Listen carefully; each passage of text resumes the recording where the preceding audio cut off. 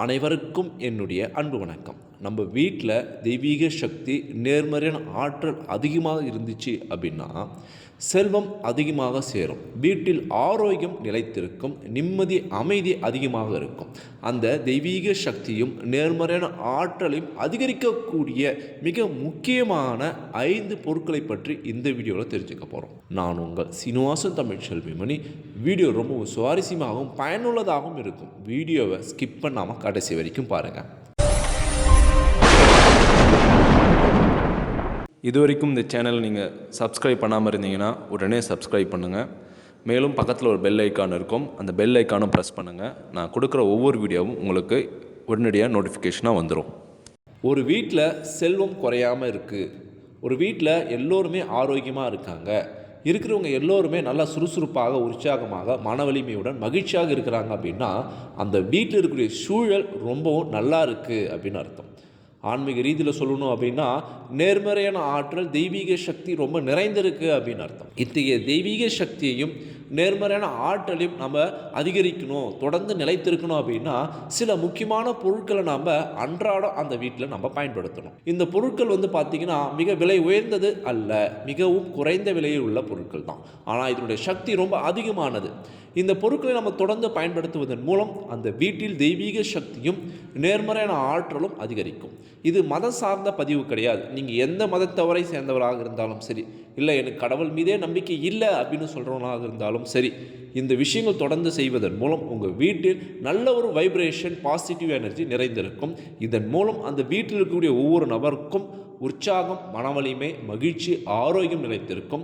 வீட்டிற்கும் வீட்டில் வசிக்கக்கூடிய நபர்களுக்கும் பல்வேறு நல்ல விஷயங்கள் கிடைக்கும். திருமணம், வேலை, குழந்தை பாக்கியம், இதுபோல் நிறைய விஷயங்கள் சொல்லலாம்.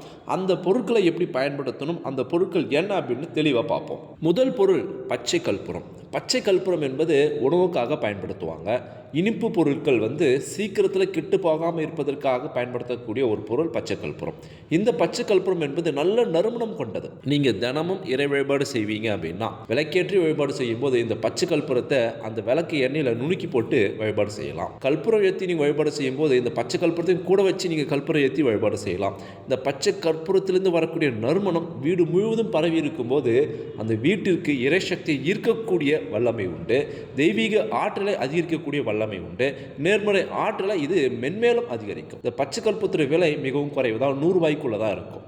எங்கெங்கெல்லாம் உங்களுக்கு இறை சக்தி, நேர்மறை ஆற்றல் அதிகரிக்கணும் அப்படின்னு நீங்கள் உங்கள் வீட்டுக்குள்ளே நினைக்கிறீங்களோ அந்த அறைகளில் இந்த பச்சை கற்பூரத்தை நீங்கள் பயன்படுத்தலாம்.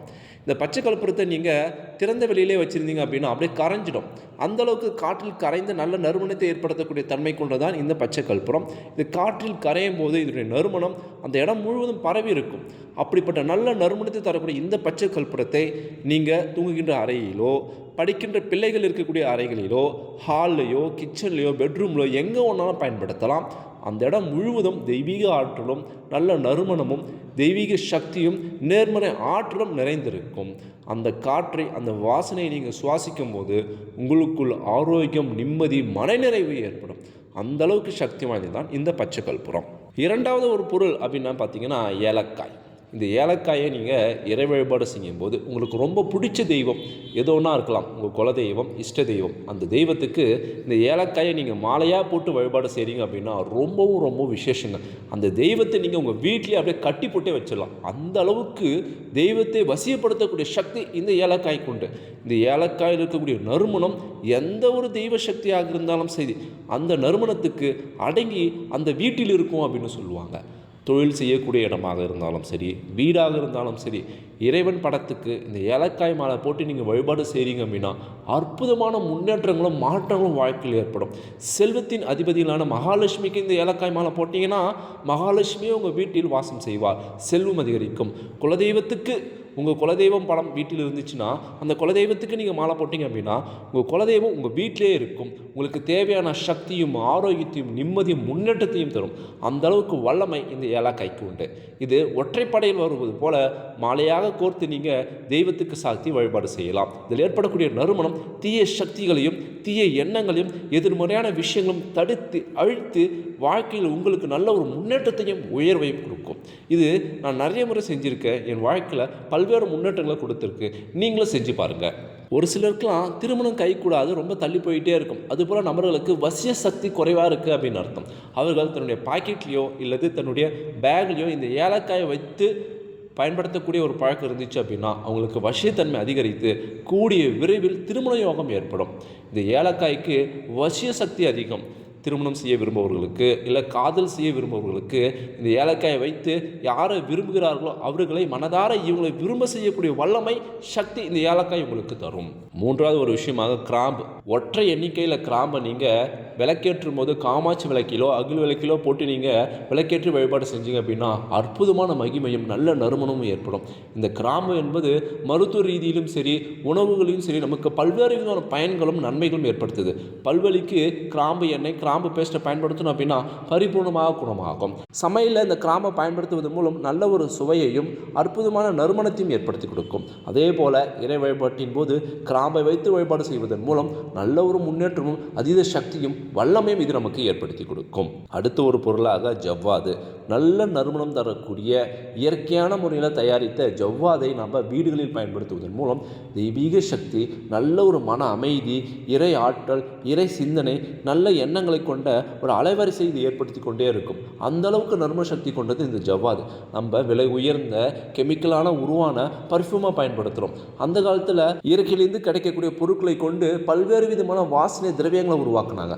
அதில் இந்த ஜவ்வாதும் மிக முக்கியத்துவம் வாய்ந்தது. இந்த ஜவ்வாதிலிருந்து வரக்கூடிய வாசனை மனதுக்கு ஒரு அமைதியையும் புத்துணர்ச்சியும் ஏற்படுத்தும். இந்த ஜவ்வாது இருக்கக்கூடிய இடங்களில் இறை சக்தி, இறையாற்றல் நிறைந்திருக்கும். பெரும்பாலுமான எல்லா கோவில்களிலுமே இந்த ஜவ்வாதை பயன்படுத்துவாங்க.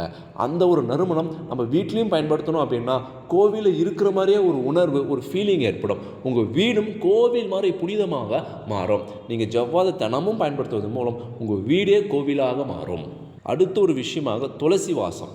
துளசி வாசம் வீசக்கூடிய ஒரு வீட்டில் லக்ஷ்மி கடாட்சமும் மகாவிஷ்ணுவும் வாசம் செய்கிறார்கள் அப்படின்னே சொல்லலாம். சனிக்கிழமை மட்டும்தான் துளசி பறித்து இறை வழிபாடு செய்யணும் அப்படின்னு அவசியமே கிடையாதுங்க. தினமும் நீங்கள் துளசி பறித்து அந்த வாசனையை வீடு முழுவதும் பரவ செய்யலாம். ஒரு சிலர்லாம் தினமும் குளிச்சுட்டு துளசியை சாப்பிட்டு தான் அன்றைய ஆகாரத்தை எடுத்துக்குவாங்க. அந்தளவுக்கு துளசிக்கு முக்கியத்துவம் தருவாங்க. தினமும் பூஜை ரூமில் எப்படி இறை வழிபாடு செய்கிறாங்களோ அதே போல் துளசி மடத்துக்கும் இறை வழிபாடு செய்வாங்க. அந்தளவுக்கு சக்தியும் வல்லமையும் துளசி மூலம் அவங்களுக்கு ஏற்படுகிறது. அடுத்த பொருளாக சந்தனம். ஜவ்வாதுக்கு நிகரான சக்தியும் நறுமணமும் கொண்டது இந்த சந்தனம். இந்த சந்தனத்தை கொண்டு வத்தி ஏற்றினாலும் சரி, தூபம் போட்டாலும் சரி, சந்தனத்தாலே நல்ல நறுமணத்தை பரவ செய்தாலும் சரி, நல்ல ஒரு பரவசத்தையும் இறை ஆற்றலையும் நேர்மறையான சக்தியும் அற்புதமான மகிமையும் பார்க்க முடியும். சந்தனத்தை கொண்டு இறை வழிபாடு செய்யும்போது வாழ்க்கை நல்ல ஒரு முன்னேற்றம் ஏற்படும். இறைவனுக்கு அபிஷேகம் செய்யும்போது சந்தன அபிஷேகம் பார்ப்பது வாழ்க்கையில் பதவி உயர்வை தரும். மேலும் சந்தன காப்பு மூலம் இறைவனுக்கு அலங்காரம் செஞ்சிருப்பாங்க. அதை பார்ப்பதன் மூலமும் வாழ்க்கையில் அற்புதமான மாற்றங்களும் முன்னேற்றங்களும் ஏற்படும். சந்தனமும் இறைவனும் அந்த அளவுக்கு நெருக்கமான ஒரு இணைப்பு உண்டு. சந்தனத்தை வீட்டில் பயன்படுத்துவதன் மூலமும் சந்தனப்புட்டை தினமும் இட்டுக்கொள்வதன் மூலம் வாழ்க்கை நல்ல ஒரு முன்னேற்றமும் தெய்வீக சக்தியும் வளர்ச்சியும் ஏற்படும். பொதுவாகவே நம்முடைய முன்னோர்கள் செவ்வாய், வெள்ளி இந்த தினங்களில் வீட்டிற்கு நிச்சயமாக தூபம் போட வேண்டும். தூபம் போடுற அளவுக்கு நேரமோ வசதியோ இல்லை அப்படின்னா வத்தினாச்சும் காட்டணும் அப்படின்னு சொல்லுவாங்க. நீங்கள் தூபம் போடுறீங்க அப்படின்னா நல்ல நறுமணம் கொண்ட மூலிகை கடந்த தூபத்தை கொண்டு வீடு முழுவதும் நீங்கள் காட்டுறீங்க அப்படின்னா வீட்டில் இருக்கக்கூடிய துர்சக்திகள், தீய எண்ணங்கள், எதிர்மறையான விஷயங்கள் அகலும். வீட்டுக்கு நேர்மறையான ஆற்றல், அற்புத சக்திகள் அதிகரிக்கும். தூபத்தில் அந்தளவுக்கு நற்பயன்களும் நல்ல விஷயங்களும் நிறைந்திருக்கு. மற்ற மதங்களை விட, மற்ற கல்ச்சரை விட நம்முடைய இந்திய பாரம்பரிய முறைகளில் தூபம் போடக்கூடிய வழக்கம் பல்வேறு விதமான நன்மைகளும் பல்வேறு விதமான நல்ல அற்புதமான பலன்களையும் வச்சு தான் நம்மளுக்கு அந்த பழக்கத்தை முன்னோர்கள் கொடுத்துருக்காங்க.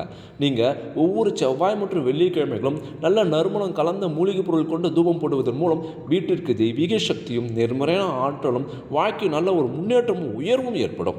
இறுதியாக நம்ம பூஜை அறையில் பன்னீரை பயன்படுத்தணும். ஒரு கண்ணாடி டம்ளர்லையோ அல்லது சில்வர் டம்ளர்லையோ தண்ணி வச்சுருப்போம் இல்லையா, அதே போல் பன்னீரும் கலந்து நிரம்ப வச்சுருக்கணும். பன்னீரும் நல்ல நறுமணம் கொண்ட ஒரு பொருள்.